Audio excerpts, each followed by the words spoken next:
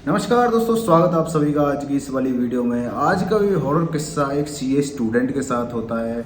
इस CA student का नाम रेनू होता है। रेनू का परिवार पुणे में रहने वाला, अच्छी खासी खुशी से रहने वाला परिवार था, जो कि स्टार्टिंग में सभी होते हैं।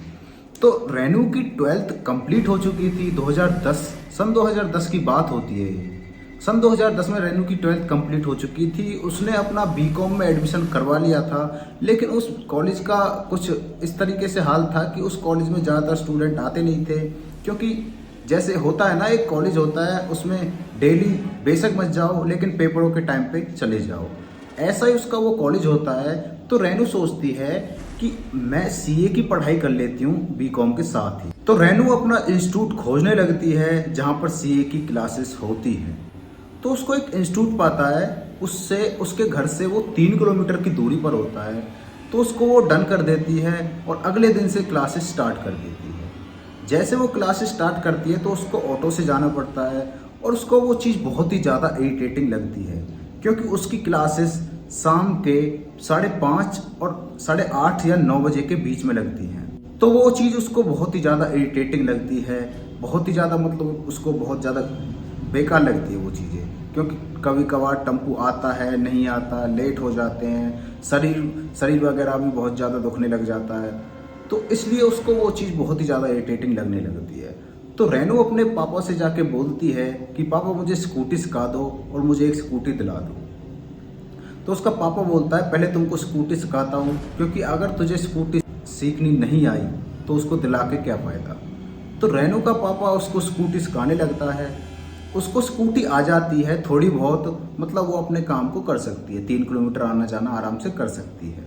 तो उसका पापा मार्च में उसको स्कूटी दिला देता है।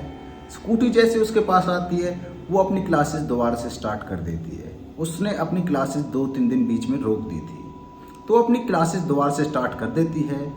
तो उसको भाई 4-5 दिन आराम से हो जाते हैं, 4-5 दिन कोई दिक्कत नहीं होती है।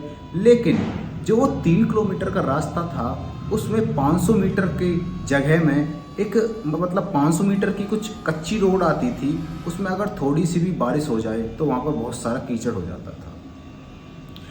सुबह से ही रिमझिम थोड़ी थोड़ी बारिश हो रही थी, तो वहाँ पर बहुत ही ज़्यादा कीचड़ इकट्ठा हो चुका था।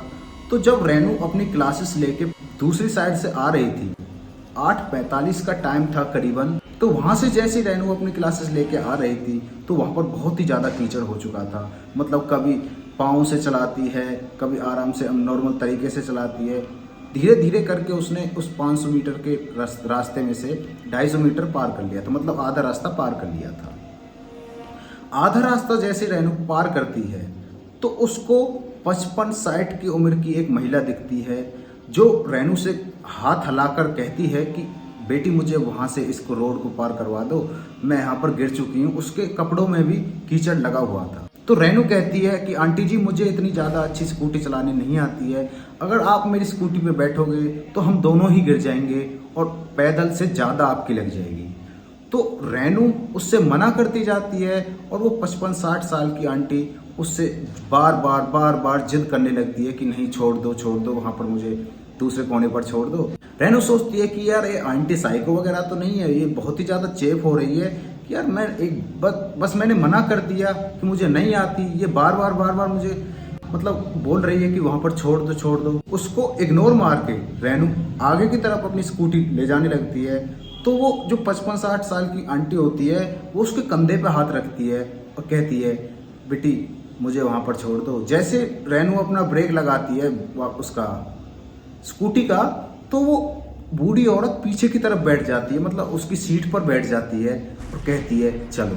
तो रेनू उससे परेशान होके स्कूटी को धीरे धीरे करके वो चलने लगती है और उसको पार करवा देती है।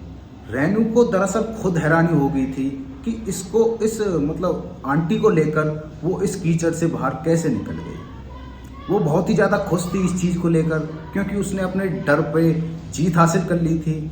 लेकिन जब वो आंटी से पूछती है कि आंटी जी आपको जाना कहाँ है, तो वो आंटी बहुत ही ज़्यादा स्कैरी आवाज़ में बोलती है जहाँ पर तुम जा रहे हो। उसके दिमाग में बहुत ही ज़्यादा उल्टे सीधे सवाल आने लगते हैं कि ये यहाँ पर मतलब इतनी बहुत ही ज़्यादा डरावनी आवाज़ में ऐसे कैसे बोल रही है, कहीं मैं आंटी को जानती तो नहीं। तो वो देखती है, उन आंटी का चेहरा उसने आज से पहले कभी नहीं देखा था। तो रेनू अपनी स्पीड बढ़ाने लगती है स्कूटी की। तो वो जैसे अपनी स्पीड बढ़ाती है, आधे रास्ते बाद 2 किलोमीटर बाद, उसका घर 1 किलोमीटर पास ही था, तो वो 1 किलोमीटर पीछे वो आंटी बोलती है, बस बेटी यहीं पर रोक दो। उस चीज़ को सुन के रेनू एकदम से 1 सेकंड भी नहीं लगाती ब्रेक लगाने में, ब्रेक लगाती है और रोकती है अपनी स्कूटी को। जैसे पीछे मुड़कर देखती है तो वहाँ पर वो आंटी थी ही नहीं। ये बहुत ही ज़्यादा डरावना माहौल हो जाता है एक लड़की के लिए कि आपके पीछे कोई बैठा है और वो आपसे कहता है कि आप मतलब बाइक रोक दो या स्कूटी रोक दो। तो वो बहुत ही ज़्यादा डरावना माहौल हो जाता है कि जब देखा तो पीछे कोई भी नहीं बैठा। तो वहाँ से वो स्कूटी आगे की तरफ बढ़ाने लगती है। तो जैसे वहाँ पर बारिश तो हो ही रही थी, तो वो मतलब डर के माहौल में होकर जो रेनू होती है वो बहुत ही ज़्यादा घबराई हुई होती है। तो वहाँ पर वो पता नहीं कैसे ब्रेक लगा देती है ज़्यादा कस के। तो जैसे वो ब्रेक लगाती है, स्कूटी वहाँ से फिसल जाती है, तो उसके चोट वगैरह लग जाती है और रेनू वहीं पर बेहोश हो जाती है। जब उसकी आंखें खुलती हैं तो उसकी आंखें डायरेक्ट हॉस्पिटल में खुलती हैं। वहाँ पर वो देखती है उसके माँ बाप उसके आंखों के सामने हैं और वो वहाँ पर बहुत ही ज़्यादा घबरा कर मम्मी मम्मी बोलने लगती है। तो उसकी मम्मी कहती है, इतनी भी कुछ खास नहीं लगी है, ज़्यादा ड्रामे मत कर दो। वो तो भगवान का शुक्र है ज़्यादा नहीं लगी। लेकिन वो अपनी मम्मी और पापा को सारी बातें बताती है। उसकी मम्मी बोलती है, आज तक मैं तो तुमने इस स्कूटी पर बैठा ही नहीं हूँ और भूत को बैठा कर तुम घुमा रही हो। तो इस फनी वे में वो बोलती है जिससे उसका जो टेंशन है वो शांत हो जाए, मतलब वो कूल रहने लगे। तो क्योंकि वो बहुत ही ज़्यादा घबराई हुई होती है उस चीज़ को लेकर। तो रेनू 4-5 दिन के बाद 4-5 दिन अपने घर वालों से बहाना मारती है उसको कोचिंग सेंटर जाने के लिए। लेकिन 5वें दिन वो जाने लगती है कोचिंग सेंटर की तरफ। तो वो देखती है जहाँ पर उसने वो आंटी उतारी थी वहाँ पर वो गौर से देखती है, लेकिन वहाँ पर उसको कोई कुछ नहीं मिलता है। और उस दिन के बाद आज तक रेनू को वहाँ पर कोई भी ऐसा कुछ दिखा नहीं है। उस रेनू की शादी भी हो चुकी है और एक बच्ची भी है। तो लोगों की जिंदगी में ऐसे कहानी किस्से हो जाया करते हैं। खैर छोड़ो, आज की इस ये वाली वीडियो में बस इतना ही। आपको अगर वीडियो अच्छी लगी तो वीडियो को लाइक एंड चैनल को सब्सक्राइब जरूर कर देना। मिलते हैं किसी नेक्स्ट वीडियो में, तब तक के लिए बाय बाय।